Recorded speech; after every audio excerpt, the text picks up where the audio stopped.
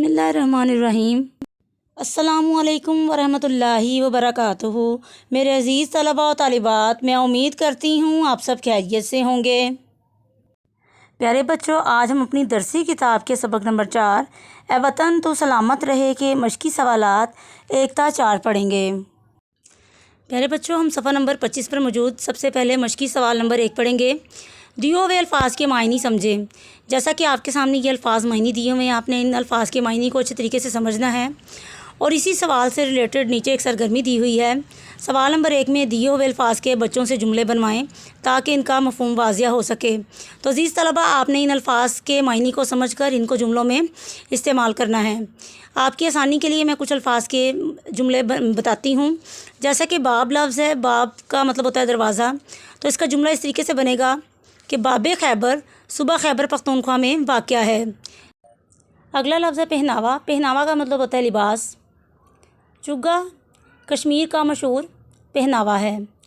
तीसरा लफ्ज़ है शानदार। शानदार का मतलब है आलीशान, खुशनुमा। तो शानदार का जुमला ये होगा कि बादशाही मस्जिद लाहौर की शानदार और अजीम इमारत है। तो बच्चों, आपने इसी तरीके से इन बाकी तमाम अल्फाज को भी समझते हुए इनको जुमले में इसी तरीके से इस्तेमाल करना है। जैसा कि ये लफ्ज़ बाकी आपके सामने हैं। दिलकश, पसंदीदा, नवाजना, मेहरबानी करना, सयाह, सैर करने वाला, शनाख्त, पहचान, लुत्फ़, मज़ा, मुनफरिद, जुदा, अनोखा, जन्नत नज़ीर, जन्नत जैसा। इन तमाम अल्फाज के मायने को समझते हुए आपने जुमले जो हैं वो कॉपी पर लिखने हैं। अब हम सवाल नंबर 2 का मुताला करेंगे। सवाल नंबर 2 है कि आपने क्या समझा। सबक के मुताबिक दुरुस्त बयानात के सामने टिक और गलत बयानात के सामने क्रॉस का निशान लगाएं। पहला जुमला है कि सूबा बलूचिस्तान का सदर मुकाम कोयटा है। तो अज़ीज़ तलबा, ये जुमला बिल्कुल दुरुस्त है। सूबा बलूचिस्तान का सदर मुकाम कोयटा ही है, तो इसलिए हम इसके सामने टिक का निशान लगाएंगे। दूसरा जुमला है कि सूबा पंजाब का सदर मुकाम मुल्तान है। तो ये जुमला गलत है, क्योंकि सूबा पंजाब का सदर मुकाम मुल्तान नहीं है बल्कि लाहौर है। सूबा खैबर पख्तूनख्वा का सदर मुकाम पेशावर है। ये जुमला भी बिल्कुल दुरुस्त है, हम इसके सामने टिक का निशान लगाएंगे। अगला जुमला है कि सूबा सिंध का सदर मुकाम कराची है। तो अज़ीज़ तलबा, ये जुमला बिल्कुल दुरुस्त है, इसलिए हम इसके सामने टिक का निशान लगाएंगे। आज़ाद कश्मीर का सदर मुकाम चनार है। ये जुमला गलत है, क्योंकि आज़ाद कश्मीर का सदर मुकाम मुज़फ़्फ़राबाद है, इसलिए हम इसके सामने क्रॉस का निशान लगाएंगे। गिलगित बल्तिस्तान का सदर मुकाम गिलगित है। ये जुमला बिल्कुल दुरुस्त है, तो हम इसके सामने टिक का निशान लगाएंगे। आपने भी इसी तरीके से इसको किताब पर ही हल करना है और याद करना है।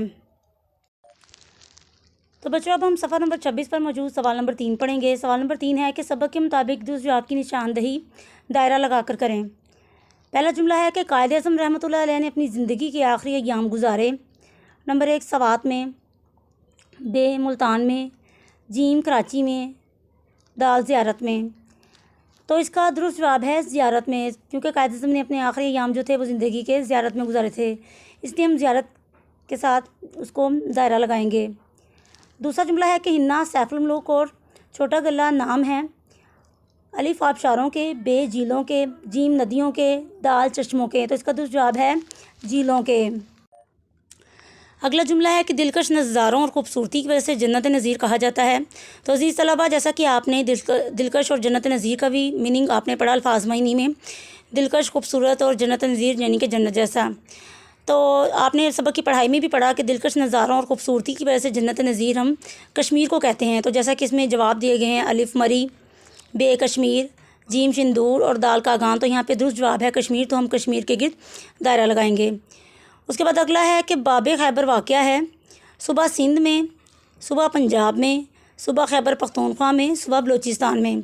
तो बाब खैबर, जैसा कि हमने पढ़ाई में भी पढ़ा और मैंने आपको अल्फाज के जुमलों में भी पढ़ाया है कि सूबा खैबर पख्तूनख्वा में ये वाक़या है। आखिरी जुमला है कि पोलो मैच के खिलाड़ी सवार होते हैं। अलिफ बैलों पर, बे खच्चरों पर, जीम ऊँटों पर, दाल घोड़ों पर। तो इसका दुरुस्त जवाब है घोड़ों पर। पोलो मैच के खिलाड़ी जो हैं वो घोड़ों पर सवार होकर जो है ना ये खेल खेलते हैं। तो अज़ीज़ तलबा, आपने इसी तरीके से इस सवाल को भी आपने किताब पर ही हल करना है और याद करना है। तो बच्चों, अब हम सफ़ा नंबर 27 पर मौजूद सवाल नंबर 4 पढ़ेंगे। सवाल नंबर 4 है कि दिए हुए सवालों के जवाब लिखें। तो अज़ीज़ तलबा, इन सवालात के जवाबात अब हम पढ़ेंगे। तो तलबा, आपकी आसानी के लिए मैंने सवालात के जवाबात भी लिखे हैं। सवाल अलिफ है कि किस्सा खानी बाज़ार कहाँ वाक़या है और इसकी वजह शोहरत क्या है।